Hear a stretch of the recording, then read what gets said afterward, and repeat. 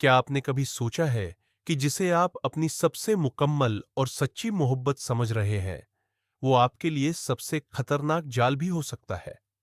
आज हम बात करेंगे उन 11 संकेतों के बारे में, जिनसे आप एक नार्सिसिस्ट यानी आत्ममुग्ध इंसान के फर्जी प्यार को पहचान सकते हैं। मैं आपसे वादा करता हूं कि इस वीडियो को देखने के बाद आप जहरीले लोगों की असलियत को पहली नजर में ही भांपना सीख जाएंगे।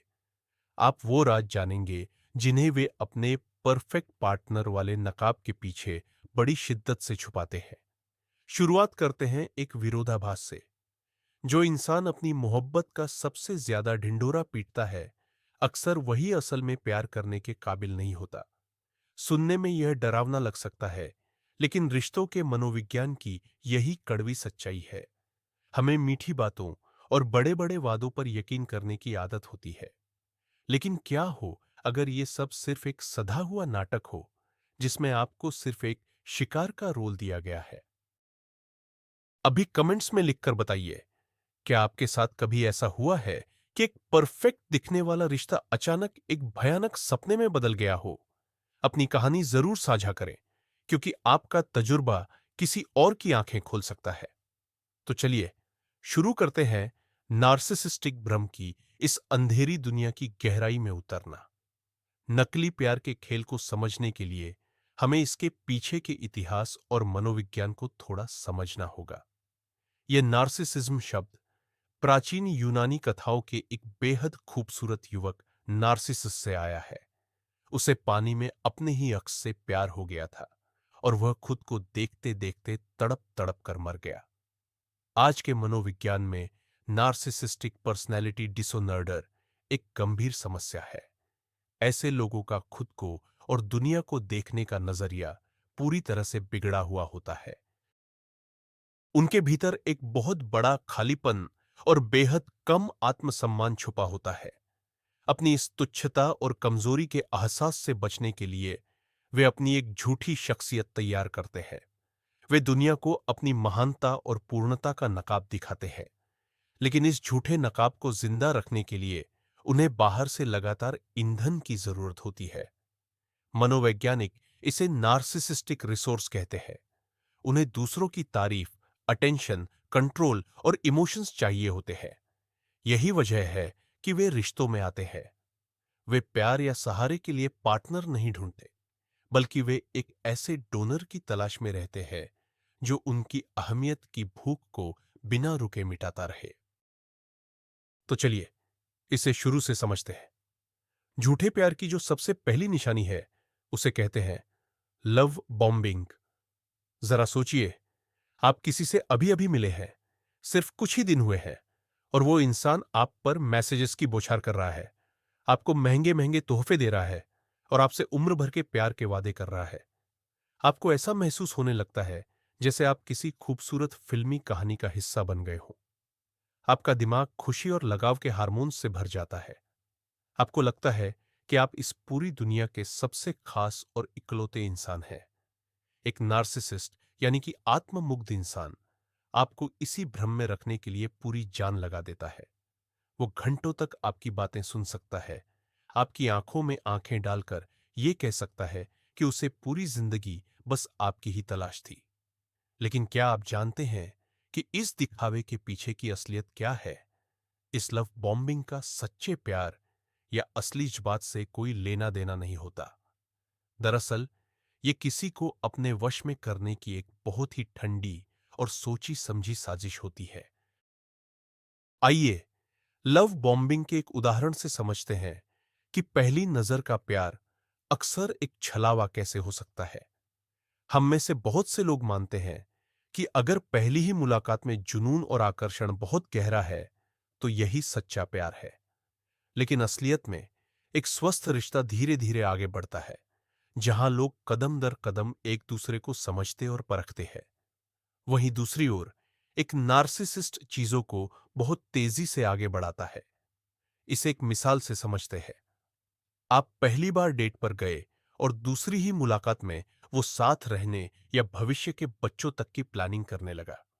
वो आपको दिन भर में बीसियों बार फोन करेगा, और अगर आप जवाब ना दे पाए तो वो घबराने लगेगा या फिर आप पर गुस्सा करने लगेगा। ये सब जानबूझकर किया जाता है ताकि आपकी सोचने समझने की शक्ति कम हो जाए और आप सचेत न रह सकें। जब आप इतने ज्यादा ध्यान और प्यार की खुमारी में डूबे होते हैं, तब आपको खतरे के छोटे छोटे संकेत यानी रेड फ्लैग्स नजर नहीं आते। आप अनजाने में अपनी जिंदगी की डोर उसके हाथ में थमा देते हैं, क्योंकि आप उस खूबसूरत लेकिन झूठी कहानी पर यकीन कर बैठते हैं। अब बात करते हैं दूसरे लक्षण की, जो पहले वाले से गहराई से जुड़ा हुआ है। इसे कहते हैं मिररिंग या आईना दिखाना। रिश्ते की शुरुआत में एक नार्सिसिस्ट बिल्कुल आपकी परछाई या आपके जैसा ही बन जाता है। आपको पुरानी फ्रेंच फिल्में पसंद है, तो पता चलेगा कि उसे भी उनसे बेहद प्यार है। आप समंदर किनारे रहने का सपना देखते हैं, ये तो उसकी जिंदगी का सबसे पुराना और बड़ा ख्वाब है। आपको कोई अनसुना सा म्यूजिक बैंड पसंद है, वो तो उसे बचपन से सुनता आ रहा है। नार्सिसिस्ट में आपकी इच्छाओं, पसंद और आपके उसूलों को भांपने की गजब की क्षमता होती है। फिर वो इन सब चीजों को अपनी खुद की पहचान बनाकर आपके सामने पेश करता है। उसे देखकर आपको लगता है कि जैसे आप अपनी रूह के साथी यानी सोलमेट से मिल गए हैं। आपको एक गहरा जुड़ाव और तालमेल महसूस होता है। लेकिन हकीकत यह है कि नार्सिसिस्ट का अपना कोई ठोस व्यक्तित्व नहीं होता। वो उस गिरगिट की तरह है जो जिस पेड़ पर बैठता है वैसा ही रंग बदल लेता है। वो आपकी नकल इसलिए करता है ताकि आप उससे नहीं, बल्कि अपनी ही परछाई से प्यार करने लगे। यहां ट्विन फ्लेम्स यानी जुद्धवा रूहों से युद्धे उस भ्रम को तोड़ना बहुत जरूरी है जो अक्सर फैलाया जाता है। अध्यात्म और गूढ़ विद्याओं में अक्सर यह कहा जाता है कि अगर आपकी पसंद और विचार सामने वाले से बिल्कुल मिलते हैं, तो ये ऊपर वाले का कोई इशारा है। लेकिन सच तो यह है कि हर बात पर इतनी सटीक समानता एक बहुत बड़ा रेड फ्लैग यानी खतरे की घंटी है। जरा ठंडे दिमाग से सोचिए, हम सब इंसान अलग है। हर किसी का अपना तजुर्बा और अपनी अलग पसंद होती है। अगर कोई इंसान हर छोटी बड़ी बात पर आपसे सहमत होने लगे, तो समझ जाइए कि यह स्वाभाविक नहीं है। इस दिखावे या मिररिंग का सबसे बड़ा उदाहरण तब दिखता है जब आप अचानक अपनी राय बदल लेते हैं। मान लीजिए आप कहें कि आपको फलां म्यूजिक बैंड अब पसंद नहीं रहा, तो एक नार्सिसिस्ट तुरंत अपनी बात पलट देगा और कहेगा कि उसे भी वो अब अच्छा नहीं लगता। वो खुद को आपके सांचे में इसलिए ढालता है ताकि वो आपकी जिंदगी में अपनी जगह पक्की कर सके। परफेक्ट मैच का ये मायाजाल सिर्फ इसलिए बुना जाता है ताकि आप उससे जल्दी जुड़ जाए, और जैसे ही आप उसके चंगुल में फंसते हैं, यह आईना टूट जाता है और आपके सामने खड्डा होता है, एक पत्थर दिल अजनबी जिसे आप जानते तक नहीं। नकली प्यार की तीसरी सबसे बड़ी पहचान है गहरी और सच्ची हमदर्दी यानी एम्पैथी का न होना। किसी नार्सिसिस्ट यानी आत्ममुग्ध व्यक्ति की मानसिकता को समझने के लिए यह सबसे अहम बात है। मनोवैज्ञानिकों के अनुसार एम्पैथी दो तरह की होती है। पहली बौद्धिक कॉग्निटिव और दूसरी भावनात्मक इमोशनल। बौद्धिक एम्पैथी का मतलब है केवल दिमाग से यह समझना कि सामने वाला क्या महसूस कर रहा है। वहीं भावनात्मक एम्पैथी का अर्थ है किसी और के दर्द को अपने दिल में महसूस करना, जैसे कि वह दर्द आपका अपना हो। नार्सिसिस्ट लोग बौद्धिक तौर पर एम्पैथी दिखाने में बड़े माहिर होते हैं। वे बखूबी जानते हैं कि आप कब दुखी हैं या कब डरे हुए हैं।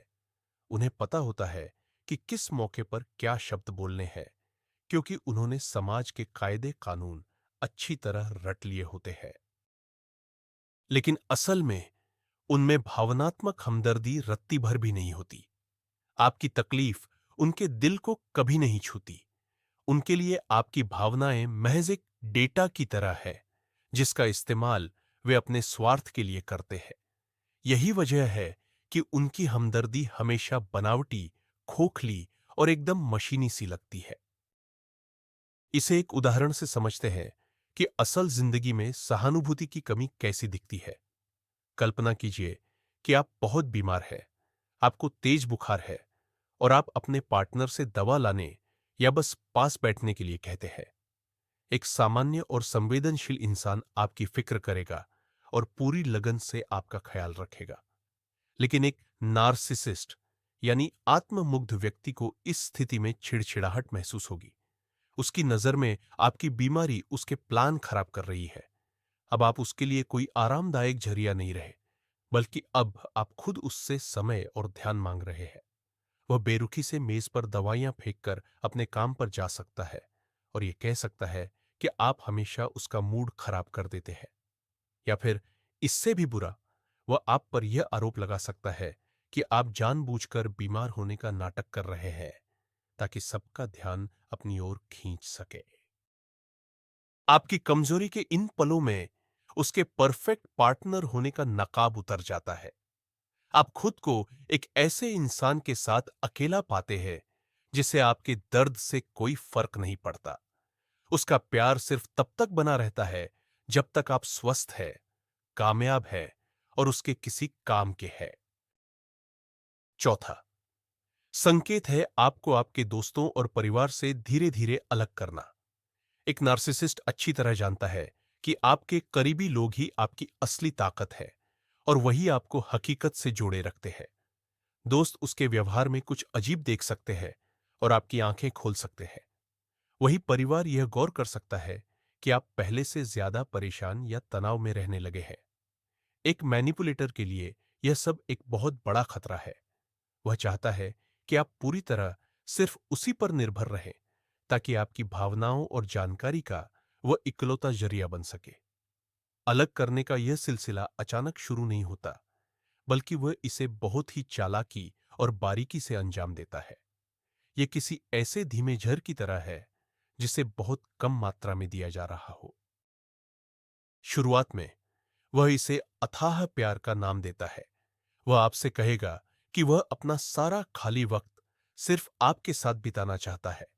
उसे बाहरी लोगों या शोर शराबे की जरूरत नहीं है, क्योंकि उसे सिर्फ आपके साथ ही सुकून मिलता है।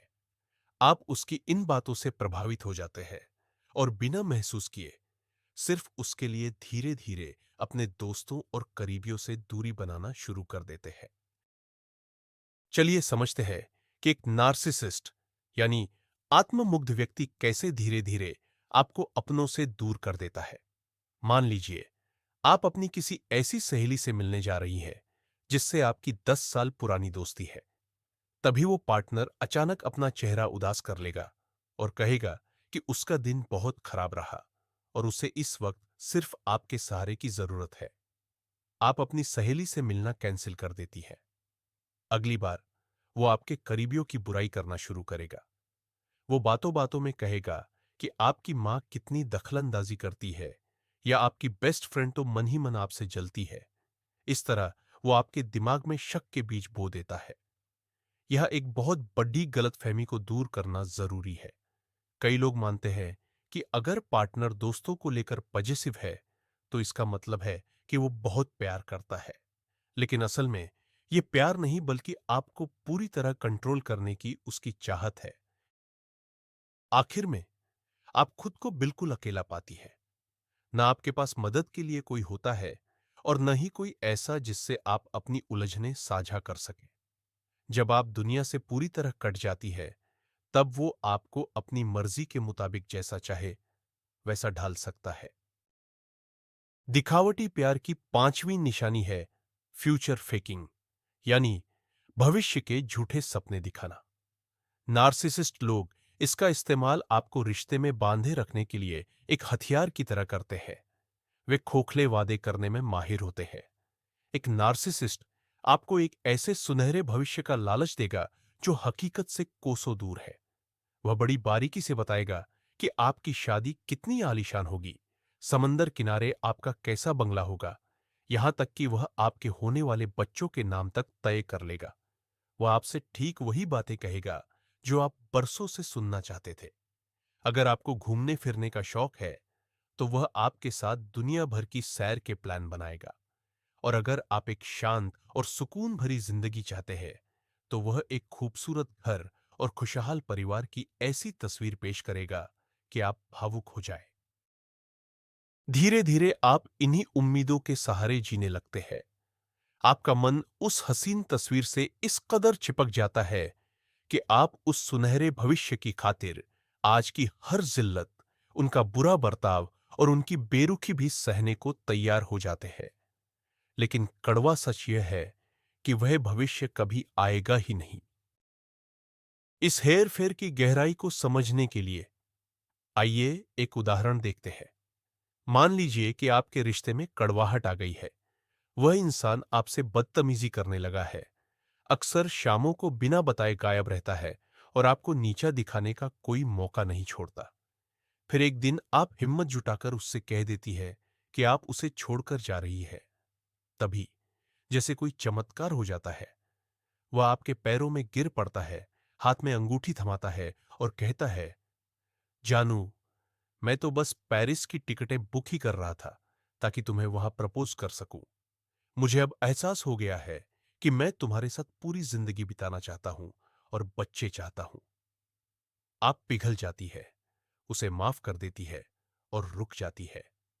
लेकिन महज एक हफ्ते बाद काम का बहाना बनाकर वह पेरिस का प्लान अचानक रद्द कर देता है और जब आप भविष्य की बात छेड़ती हैं तो वह आपको बुरी तरह झिड़क देता है। दिखने में ऐसा लगता है कि बेचारा मजबूर था, हालातों की वजह से वादा पूरा नहीं कर पाया। पर सच तो यह है कि उसका इरादा कभी कुछ करने का था ही नहीं। सुनहरे भविष्य का यह झूठा सपना सिर्फ एक जुबानी रिश्वत है ताकि आप उसके चंगुल से निकल न सके। वह बस झूठे वादे करके आपका कीमती वक्त और आपकी भावनाएं खरीद रहा है। टॉक्सिक रिलेशनशिप यानी जहरीले प्यार की छठी निशानी है ट्रायंगुलेशन। सुनने में यह शब्द थोड़ा पेचीदा लग सकता है, लेकिन इसका मतलब बहुत ही सीधा और दर्दनाक है। ट्रायंगुलेशन का असल मतलब है आपके रिश्ते में जानबूझकर किसी तीसरे इंसान को शामिल करना। एक नार्सिसिस्ट व्यक्ति के लिए यह बहुत जरूरी होता है कि लोग उसका ध्यान अपनी ओर खींचने के लिए आपस में लड़े। इससे उन्हें अपनी नजरों में खुद के खास होने का एहसास होता है। वे जानबूझकर ऐसे हालात पैदा करते हैं जिससे आप इनसिक्योर महसूस करें, आपको जलन हो और आप अपनी ही खूबसूरती या काबिलियत पर शक करने लगे। यह तीसरा इंसान कोई भी हो सकता है। उनकी कोई पुरानी पार्टनर जिससे वे अचानक बहुत ज्यादा हमदर्दी दिखाने लगे, ऑफिस की कोई सहकर्मी जिसका जिक्र वे बात बात पर करने लगे, या फिर किसी कैफे की कोई वेट्रेस जिसके साथ वे आपके सामने ही खुलकर फ्लर्ट करना शुरू कर दें। वे एक ऐसा अनजाना त्रिकोण ट्रायंगल बना देते हैं जहां आप हमेशा तनाव और होड़ में रहती हैं। नतीजा यह होता है कि आप उस दूसरी औरत से खुद को बेहतर साबित करने के लिए अपनी पूरी जान लगा देती है। ट्रायंगुलेशन का खेल इतना शातिर होता है कि शिकार को अक्सर भनक तक नहीं लगती कि उसके साथ क्या हो रहा है। मान लीजिए आप घर पर हैं और उनके फोन पर एक मैसेज आता है। उसे पढ़ते हुए वो रहस्यमयी ढंग से मुस्कुराते हैं। जब आप पूछते हैं तो जवाब मिलता है, अरे, ये तो बस मेरी एक्स का मैसेज है। बेचारी किसी मुसीबत में है और मेरे अलावा उसकी मदद कोई नहीं कर सकता। अगर आप इस पर ऐतराज जताते हैं तो वो तुरंत पासा पलट देते हैं। वो कहेंगे, तुम कितनी शक्की हो, कितनी जलनखोर हो, क्या अब मैं दोस्त भी नहीं रख सकता। लोग अक्सर कहते हैं कि जलन होना प्यार की निशानी है, लेकिन असल में एक नार्सिसिस्ट जानबूझकर आपके अंदर जलन पैदा करता है ताकि वो आपकी भावनाओं के साथ खेल सके। जब आप रोते हैं, उनसे लड़ियाते हैं या छिपकर उनका फोन चेक करते हैं, तो उन्हें खुद के भगवान होने का एहसास होता है। आपकी बेचैनी ही उनकी खुराक है। एक सही जीवन साथी हमेशा आपकी मानसिक शांति का ख्याल रखता है और ऐसी परिस्थितियों से बचता है जिससे आपको दुख पहुंचे। लेकिन एक नार्सिसिस्ट किसी क्रूर नाटक के डायरेक्टर की तरह जानबूझकर ऐसे हालात पैदा करता है। सांतवा संकेत है, कभी बेपनाह प्यार तो कभी एकदम बेरुखी। मनोविज्ञान की भाषा में इसे इंटरमिटेंट रीइंफोर्समेंट कहते हैं। यह किसी को अपनी लत लगाने का सबसे खतरनाक तरीका है, जो बिल्कुल किसी कैसीनो की स्लॉट मशीन की तरह काम करता है। अगर एक नार्सिसिस्ट हमेशा बुरा और क्रूर व्यवहार करे, तो आप उसे बहुत पहले ही छोड़ चुके होते। लेकिन वह जानबूझकर कभी आपको बहुत ज्यादा प्यार देता है, तो कभी अचानक पत्थर दिल बन जाता है। आज वह आपको सिर आंखों पर बिठाएगा, अपनी मोहब्बत का यकीन दिलाएगा और आपको दुनिया का सबसे खास इंसान महसूस कराएगा। आप खुद को बहुत खुश और शांत महसूस करेंगे। लेकिन फिर कल अचानक उसका व्यवहार पूरी तरह बदल जाएगा। वह आपसे कटा-कटा रहने लगेगा, आपकी मौजूदगी को नजरअंदाज करेगा, आपके सवालों के रूखे जवाब देगा और ऐसा बर्ताव करेगा जैसे आप उसे चिढ़ा रहे हो। आप समझ नहीं पाएंगे कि आखिर हुआ क्या है। आप घबरा कर खुद में कमियां खोजने लगेंगे। आप सोचेंगे, शायद मैंने कुछ गलत कह दिया, शायद मैं ही उनके लिए काफी नहीं हूं, या मुझे और भी ज्यादा कोशिश करनी चाहिए। यह सिलसिला आपके मानसिक संतुलन को अंदर तक झकझोर कर रख देता है। चलिए एक छोटी सी मिसाल से समझते हैं कि यह हॉट एंड कोल्ड गेम असल में कैसे काम करता है। मान लीजिए आपने साथ में एक बहुत ही खूबसूरत वीकेंड बिताया, खूब सारी बातें हुई, रोमांस हुआ और आपने साथ मिलकर भविष्य के सपने भी सजाए। उस वक्त आप सातवें आसमान पर थी। फिर आता है सोमवार। सुबह सुबह आप उसे एक प्यारा सा मैसेज भेजती है। वो मैसेज देख तो लेता है, लेकिन कोई जवाब नहीं देता। आप दोपहर तक इंतजार करती है और फिर से एक मैसेज भेजती है। इस बार जवाब आता है, एकदम रूखा सा ठीक है या ओके। शाम को वो आपका फोन तक नहीं उठाता। अब आपकी घबराहट बढ़ने लगती है। अब बुरी तरह बेचैन होने लगती है। उसकी इस बेरुखी से आपको एक किस्म का शारीरिक दर्द महसूस होने लगता है। फिर 3 दिन बाद जब वो अचानक सामने आता है, तो ऐसे पेश आता है जैसे कुछ हुआ ही ना हो। और जैसे ही वो फिर से आपको थोड़ी सी तवज्जो या प्यार देता है, आपके दिमाग को डोपामाइन का ऐसा तगड़ा झटका लगता है कि आप उसकी सारी गलतियां पल भर में भूल जाती हैं। जज्बातों का ये उतार चढ़ाव आपको एक नशेड़ी की तरह बना देता है। आप बस प्यार के उन चंद पलों की खातिर जीने लगती है और बाकी सारा समय उसकी बेरुखी और अपमान सहने में गुजार देती है। आठवां लक्षण है गैसलाइटिंग। यह मानसिक शोषण का एक ऐसा गहरा तरीका है जिसमें सामने वाला व्यक्ति आपको अपनी ही समझ, याददाश्त और सच्चाई पर शक करने के लिए मजबूर कर देता है। इस शब्द की शुरुआत गैसलाइट नाम की एक पुरानी फिल्म से हुई थी, जिसमें एक पति अपनी पत्नी को पागल करने के लिए घर का सामान बदल देता था और फिर उससे साफ मुकर जाता था। एक नार्सिसिस्ट भी ठीक यही करता है, लेकिन आपकी भावनाओं और यादों के साथ। जब भी आप किसी मुद्दे पर बात करने की कोशिश करेंगे या उनके झूठ को पकड़ देंगे, वे अपनी गलती कभी नहीं मानेंगे। इसके बजाय वे बड़े शांत और आत्मविश्वास के साथ कहेंगे, ऐसा तो कभी हुआ ही नहीं, ये सब तुम्हारा वहम है या तुम खामखा ओवर रिएक्ट कर रहे हो। बार बार ये बातें सुनने के बाद आप वाकई ये सोचने लगते हैं कि शायद आप ही अपना मानसिक संतुलन खो रहे हैं। आप अपनी आंखों देखी और कानों सुनी बातों पर भरोसा करना छोड़ डाच देते हैं। धीरे धीरे आप पूरी तरह लाचार हो जाते हैं और हकीकत को समझने के लिए उसी इंसान पर निर्भर हो जाते हैं जो आपको कंट्रोल कर रहा है। गैसलाइटिंग का एक आम सा उदाहरण भी रोंगटे खड़े कर देने वाला हो सकता है। कल्पना कीजिए, आपने किसी से रात 8 बजे मिलने का समय तय किया। आप कड़कड़ाती ठंड में पूरे 1 घंटे उसका इंतजार करते हैं और वो शख्स रात 9 बजे आता है। जब आप उसकी इस देरी पर जायज गुस्सा जाहिर करते हैं, तो वो हैरान होने का नाटक करते हुए कहता है, अरे, हमने तो 9 बजे का वक्त तय किया था। तुम्हारी याददाश्त फिर से कमजोर हो रही है। तुम्हें डॉक्टर को दिखाना चाहिए। अगर आप दुख के मारे रोने लगे, तो वो गैसलाइटिंग करने वालों का सबसे घिसा पिटा जुमला इस्तेमाल करता है, तुम बहुत ज्यादा इमोशनल हो, छोटी छोटी बातों पर तमाशा खड़ा कर देती हो। यहीं पर एक बहुत बड़ा भ्रम पैदा होता है। हमें लगता है कि यह सिर्फ सोच का फर्क है या कोई मामूली सी गलतफहमी, लेकिन हकीकत में गैसलाइटिंग आपके आत्मसम्मान को जानबूझकर खत्म करने की एक साजिश है। एक नार्सिसिस्ट आपकी हकीकत को इस तरह धुंधला कर देता है कि आपको अपनी ही बुद्धि और समझ पर भरोसा नहीं रहता। और जिस इंसान का खुद पर से विश्वास डगमगा जाता है, वो बड़ी आसानी से दूसरों के हाथों की कठपुतली बन जाता है। नकली प्यार की नौवीं पहचान है इसका सौदा जैसा होना। एक नार्सिसिस्ट के लिए प्यार कोई निस्वार्थ भावना नहीं होती।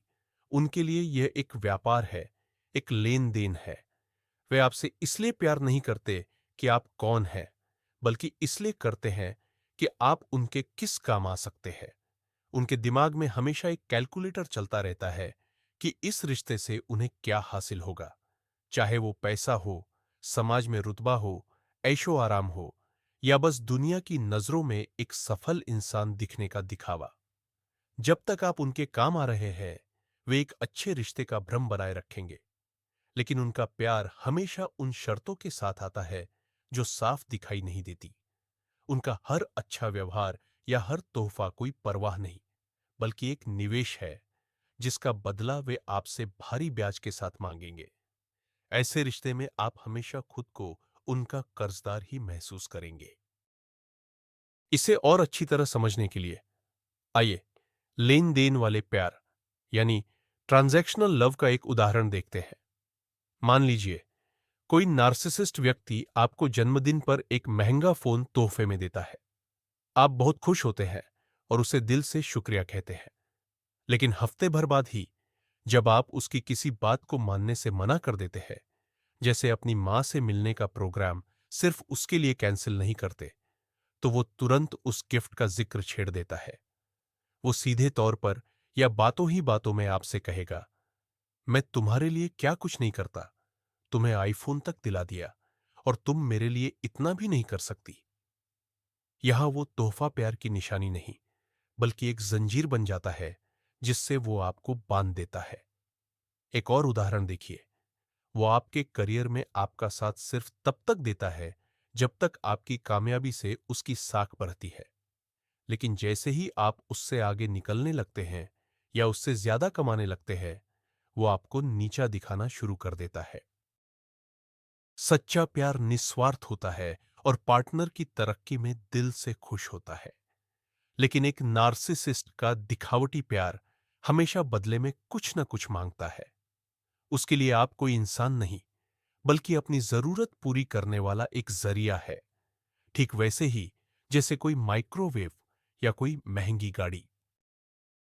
10वीं निशानी है अपनी हर गलती का दोष दूसरों पर मढ़ना। एक नार्सिसिस्ट कभी भी किसी भी हाल में अपने किए की जिम्मेदारी नहीं लेता। उनका अहंकार इतना कमजोर होता है कि अपनी गलती मान लेना उन्हें अपनी हार या मौत के बराबर लगता है। इसीलिए हर झगड़े, हर समस्या और हर बहस में हमेशा आप ही की गलती निकाली जाएगी। मनोवैज्ञानिकों के बीच एक बहुत मशहूर बात है जिसे नार्सिसिस्ट की प्रार्थना कहा जाता है। यह कुछ इस तरह है, ऐसा कुछ हुआ ही नहीं, और अगर हुआ भी तो यह इतना बुरा नहीं था। अगर बुरा था तो इसमें मेरी कोई गलती नहीं थी। अगर मेरी गलती थी तो मेरा वो इरादा नहीं था, और अगर मेरा वही इरादा था तो तुमने ही मुझे इसके लिए उकसाया था। यह तर्क उनके सोचने के तरीके को बखूबी दर्शाता है। उनके पास बातों को घुमाने और सच के साथ छेड़छाड़ करने का ऐसा गजब का हुनर होता है कि अंत में आप खुद उस दर्द के लिए माफी मांगने लगते हैं जो उन्होंने आपको दिया है। यह आपके सही गलत के एहसास को खत्म कर देता है और आपको हमेशा खुद को ही एक बुरा इंसान समझने पर मजबूर कर देता है। आखिरी और 11वां संकेत है इस्तेमाल करके फेंक देने का वो बेरहम दौर। यह सबसे खौफनाक चरण है जो यह साबित करता है कि पिछले सारे साल बस एक छलावा थे।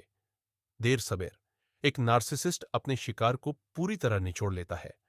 जब आप भावनात्मक रूप से टूट जाते हैं, बीमार रहने लगते हैं, अपनों को खो देते हैं और अब उसे वो मानसिक खुराक नहीं दे पाते, तो वह आपको अपनी जिंदगी से बाहर फेंक देता है। वह यह सब इतनी अचानक और बेरहमी से करता है कि अक्सर कोई सफाई तक नहीं देता। कल तक जो प्यार की कस्में खाता था, आज वो अपना सामान समेटकर किसी नए शिकार की ओर बढ़ जाता है।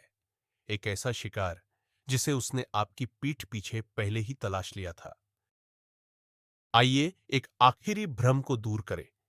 कई पीड़ितों को लगता है कि अगर उन्होंने थोड़ी और कोशिश की होती तो शायद रिश्ता बच जाता। पर यह सच नहीं है। इस कहानी का अंत पहले दिन से ही तय था। एक नार्सिसिस्ट को कभी खुश नहीं किया जा सकता। उसके अंदर का खालीपन एक ऐसा ब्लैक होल है जिसे दुनिया की कोई भी चीज भर नहीं सकती। वह जिस बेरुखी और ठंडेपन से आपको अपनी जिंदगी से मिटा देता है, वही इस बात का सबसे बड़ा सबूत है कि उसकी तरफ से कभी एक पल के लिए भी सच्चा प्यार नहीं था। अंत में हमें एक कड़वी लेकिन बहुत जरूरी सच्चाई को स्वीकार करना होगा। एक नार्सिसिस्ट का प्यार कुछ और नहीं बल्कि बड़ी चालाकी से बिछाया गया एक जाल है। सबसे हैरान कर देने वाली बात तो यह है कि शुरुआत में आपको जो बेपनाह प्यार महसूस हुआ, वो असल में आपकी अपनी ही चमक और आपके अपने ही प्यार का आईना था। उस इंसान ने आपको कुछ नहीं दिया। उसने बस आपके प्यार करने के अंदाज की नकल की और उसे आपको ही वापस लौटा दिया। रिश्ते के अंत में उनकी वो बेरुखी, धोखेबाजी और बेरहमी आपकी गलती नहीं है। ये सब उनके अंदरूनी खालीपन और एक गहरे मानसिक विकार का नतीजा है। आप उन्हें अपने प्यार से कभी ठीक नहीं कर सकते थे, क्योंकि एक बिना पेंदी के घड़े को भरना नामुमकिन है। इन 11 संकेतों को समझना ही आपकी आजादी और सुकून की ओर पहला कदम है। अगर आपको इस वीडियो में अपना रिश्ता नजर आ रहा है, तो मदद मांगने और वहां से निकलने में बिल्कुल न डरें। यहां तक साथ देने के लिए आपका शुक्रिया। याद रखिए, आपकी जागरूकता ही आपका सबसे बड़ा बचाव है। इस चैनल को सब्सक्राइब जरूर करें, वीडियो को लाइक करें और इसे किसी ऐसे व्यक्ति को भेजें जिसकी जान आज ये वीडियो बचा सकता है। अब आप कमेंट्स में बताइए, इन 11 संकेतों में से किस बात ने आपको सबसे ज्यादा चौंकाया?